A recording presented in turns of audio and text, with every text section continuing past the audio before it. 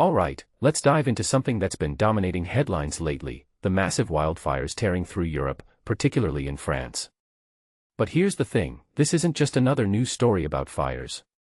What makes this really interesting is the human element behind it, the volunteers, the firefighters, and the communities fighting back against what feels like an unstoppable force. Personally, I think this story is a perfect example of how climate change isn't just a distant, abstract concept, it's here, it's now, and it's reshaping lives in real time. Let's start with Jean-François Pauner, a 64-year-old volunteer in Lantin, France.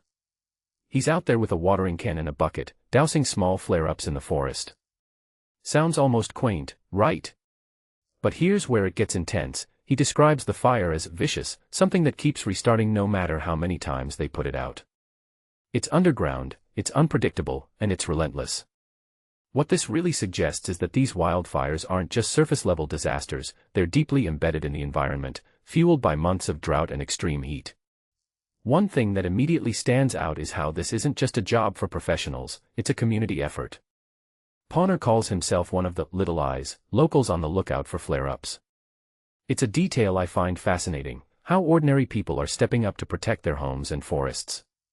But it also raises a deeper question, should this level of responsibility really fall on volunteers? Now, let's zoom out for a second. These wildfires in France have devastated over 42,000 hectares of land, forced nearly 250,000 people from their homes, and yet, they're just one piece of a much larger puzzle. Europe is burning, literally. From the UK to Greece, from Spain to Turkey, wildfires are raging across the continent. What many people don't realize is that this isn't just a coincidence. It's part of a broader trend fueled by climate change.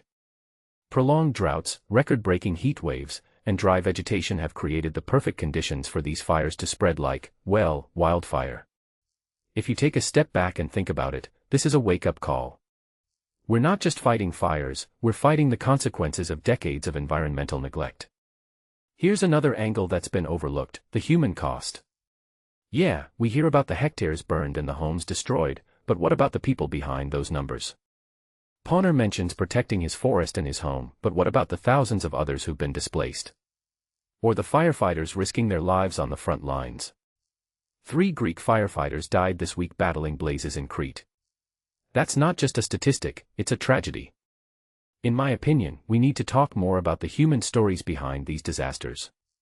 They're not just victims, they're heroes, survivors, and everyday people trying to make sense of a world that's literally burning around them. And then there's the question of accountability. French authorities have arrested over 300 people in connection with the fires, including more than 120 miners. Some are suspected of starting the fires deliberately, while others are accused of negligence.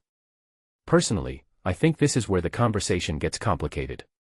Are these individuals solely to blame, or are they products of a system that's failed to address the root causes of these disasters? What this really suggests is that we need to look beyond the immediate culprits and ask harder questions about our relationship with the environment. Finally, let's talk about the future. As of now, cooler weather has helped stabilize some of the fires, but hotspots remain. And with climate change showing no signs of slowing down, this is likely just the beginning. From my perspective, the real challenge isn't just putting out the fires, it's preventing them from happening in the first place. That means investing in sustainable practices, reducing emissions, and preparing communities for what's to come. But here's the thing, it's not just up to governments or policymakers. It's up to all of us. If there's one takeaway from this, it's that we can't afford to be passive observers. We need to be the little eyes, the volunteers, the advocates, because if we're not part of the solution, we're part of the problem. So, what do you think? Are these wildfires a wake-up call, or just another headline we'll forget in a week? Let me know in the comments below. And remember, the next time you hear about a wildfire, think about the people behind the story, because it's not just about the flames, it's about the fight to keep them at bay.